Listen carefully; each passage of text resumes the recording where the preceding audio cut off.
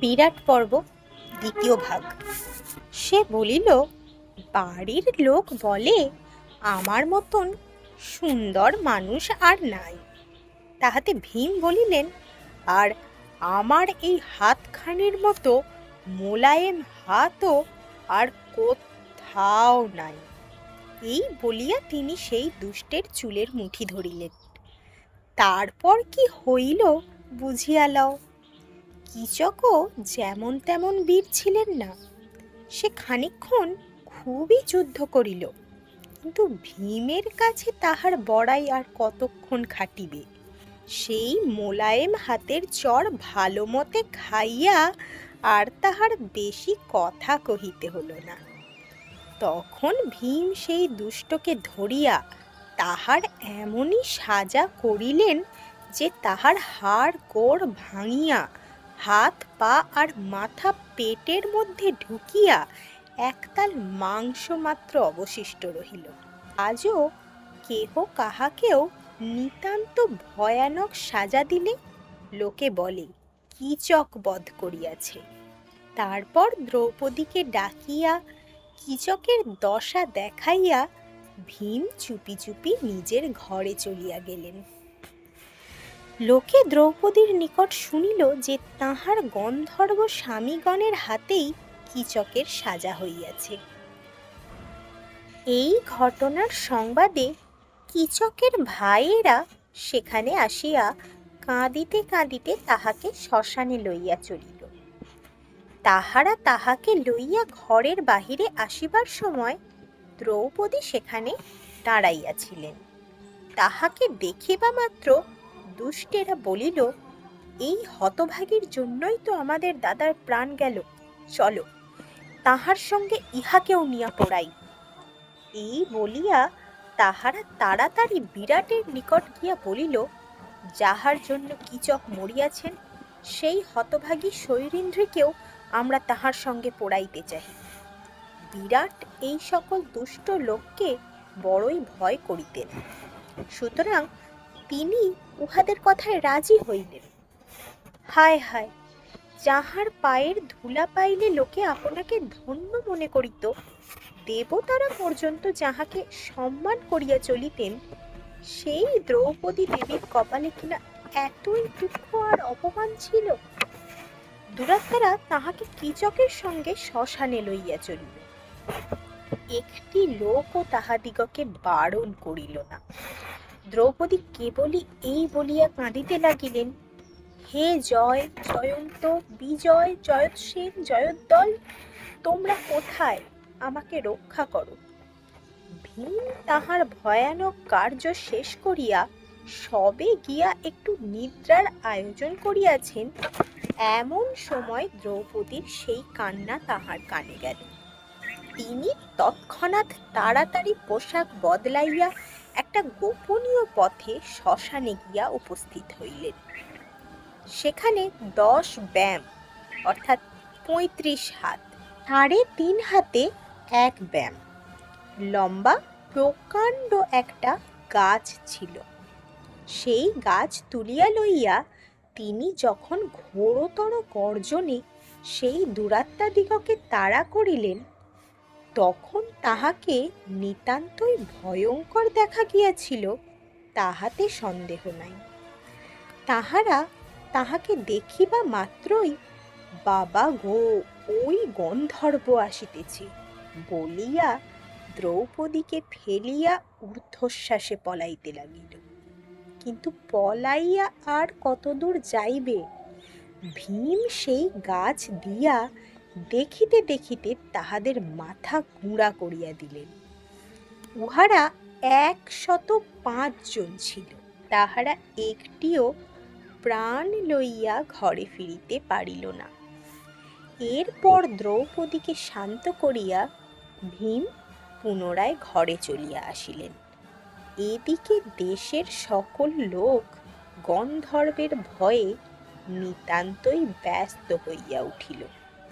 নিজে রাজা আসিয়া রানীকে বলিলেন, এই মেয়েটি আমাদের এখানে থাকিলে তো বড়ই ভয়ের কথা দেখিতেছি, ইহাকে বলো সে অন্যত্র চলিয়া যাও। দ্রৌপদী ঘরে ফিরিবা মাত্রই সুদেষ্ণা তাহাকে এ কথা জানাইলেন। তাহা শুনিয়া দ্রৌপদী বলিলেন, মা, আর 13টি দিন দয়া করিয়া অপেক্ষা করুন, তারপর আমি এখান হইতে চলিয়া যাইব। এই সময়ের মধ্যেই আমার স্বামীগণের দুঃখ দূর হইবে। দুঃখ দূর হওয়ার অর্থ বোধহয় বুঝিতে পারিয়াছ। অর্থাৎ আর 13 দিন গেলেই অজ্ঞাতবাসের 1 বৎসর শেষ হইবে। অজ্ঞাতবাসের সময় ফুরাইয়া আসিল। এতদিন দুর্যোধনের দলের লোকেরা কি করিতেছিলেন? তাহারা দেশ বিদেশে লোক পাঠাইয়া প্রাণপণে পাণ্ডব দিগকে খুঁজিতেছিলেন, কিন্তু কোনো মতেই তাহাদের সন্ধান করিতে পারেন নাই। দূতেরা ফিরিয়া আসিয়া খালি এক কথাই বলে, মহারাজ, কত খুঁজিলাম, কোথাও পাণ্ডবদিগকে দেখিতে পাইলাম না। দূতগণের কথা শুনিয়া কৌরবেরা যার পর নাই চিন্তিত হইলেন। যাহা হোক, দূতেরা এই একটা ভালো সংবাদ আনিল যে বিরাটের সেনাপতি কীচক মারা গিয়াছে। এই কীচকের জন্য সকল রাজাই বিরাটকে ভয় করিয়া চলিতেন। দুর্যোধনের সভায় তখন ত্রিগর্ত দেশের রাজা সুশর্মা উপস্থিত ছিলেন। বিরাট কীচকের সাহায্যে এই সুশর্মাকে বারবার পরাজয় করাতে ইহার মনে বিরাটের উপরে চিরকালই ভারী রাগ ছিল। এখন কীচক মারা যাওয়াতে সুশর্মা ভাবিলেন যে সেই সকল পরাজয়ের শোধ লওয়ার উত্তম সুযোগ উপস্থিত। তাই তিনি এই বেলা বিরাটের রাজ্য আক্রমণ করিয়া তাহার ধনরত্ন ও গরু বাছুর কাড়িয়া লইবার জন্য কৌরবদিগকে খেপাইয়া তুলিলেন। কৌরবদিগের মধ্যে দুর্যোধন, দুঃশাসন, কর্ণ প্রভৃতির মতো লোক থাকিতে কি আর অন্যায় কাজের জন্য তাহাদিগকে খেপাইয়া তুলিতে বেশি সময় লাগে? সুশর্মা কথাটা পারিতে না পারিতেই স্থির হইল যে তিনি তখনই বিরাটের গোয়ালাদিগকে তাড়াইয়া দিয়া তাহার গরু চুরি করিতে যাইবেন। কৌরবেরা তাহার পরের দিনই দল বল সমেত গিয়া সেই সৎ কার্যের সহায়তা করিবেন। এমন সুযোগ পাইয়া সুশর্মা আর একটুও সময় নষ্ট করিলেন না। বিরাট সভায় বসিয়া আছেন, এমন সময় এক গোয়ালা ঊর্ধ্বশ্বাসে সেখানে আসিয়া সংবাদ দিল, মহারাজ, ত্রিগর্ত দেশের লোকেরা আমাদিগকে পরাজয় করিয়া হাজার হাজার গরু লইয়া গিয়াছে। যেই এ সংবাদ দেওয়া অমনি রাজ্যময় হুলস্থুল পড়িয়া গেল। চারিদিকে কেবলই সাজ সাজ, ধর ধর, মার মার শব্দ। সিপাহী, সৈন্য, রথ, হাতি, ঘোড়া সব সাজিয়া প্রস্তুত হইল। নিশান উড়িতে লাগিল। মেঘের গর্জনের ন্যায় রণবাদ্য বাজিয়া উঠিল। তাহার সহিত অস্ত্রের ঝনঝন মিশিয়া গেল। যোদ্ধারা বর্ম আটিয়া অস্ত্র শস্ত্র লইয়া প্রস্তুত। নিজে বিরাট সাজিয়াছেন, তাহার ভাই শতানিক সাজিয়াছেন, জ্যেষ্ঠ পুত্র শঙ্খও সাজিয়াছেন। আর যোদ্ধার তো কথাই নেই। যুধিষ্ঠির, ভীম, নকুল আর সহদেবকেও রাজা যুদ্ধের পোশাক পরাইয়া উত্তম উত্তম অস্ত্র দিয়া চমৎকার রথে চড়াইয়া সঙ্গে লইয়াছেন। বেলা প্রায় শেষ হইয়াছে।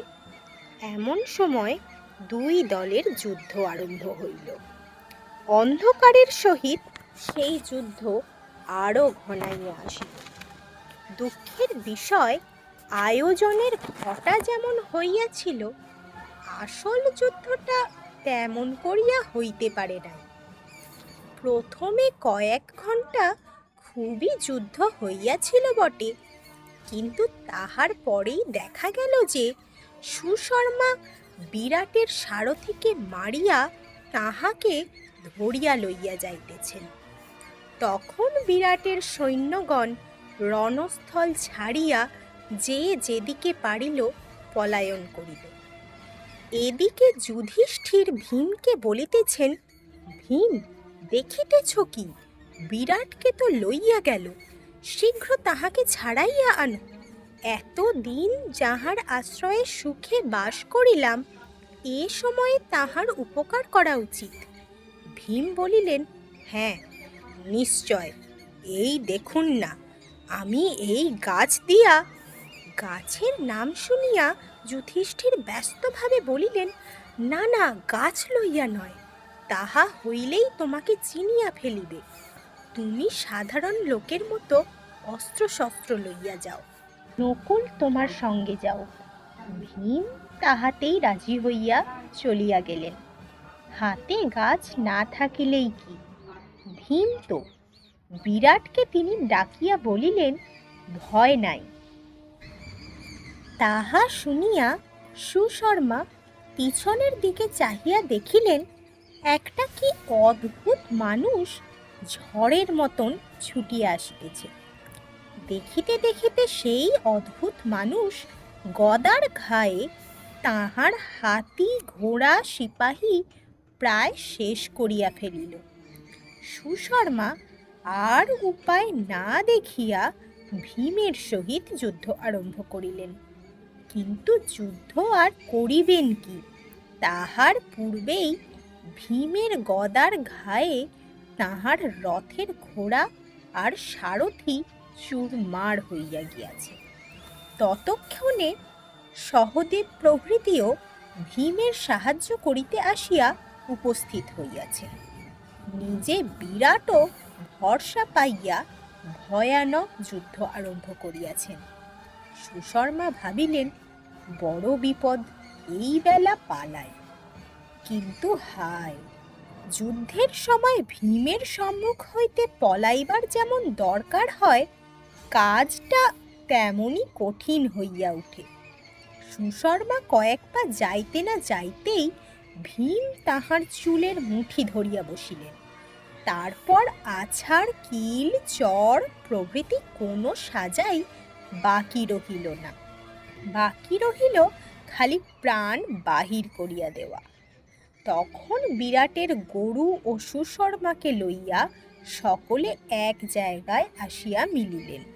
সেখানে যুধিষ্ঠিরের ইচ্ছামতো সুশর্মাকে কিছু মিষ্ট উপদেশ দিয়া ছাড়িয়া দেওয়া হইল। এই ঘটনায় বিরাট যে পাণ্ডবদের উপর নিতান্তই সন্তুষ্ট হইলেন, এ কথা বলাই বাহুল্য।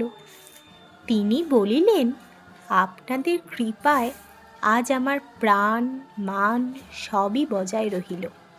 এখন বলুন, আপনাদিগকে কি দিয়া সন্তুষ্ট করিব?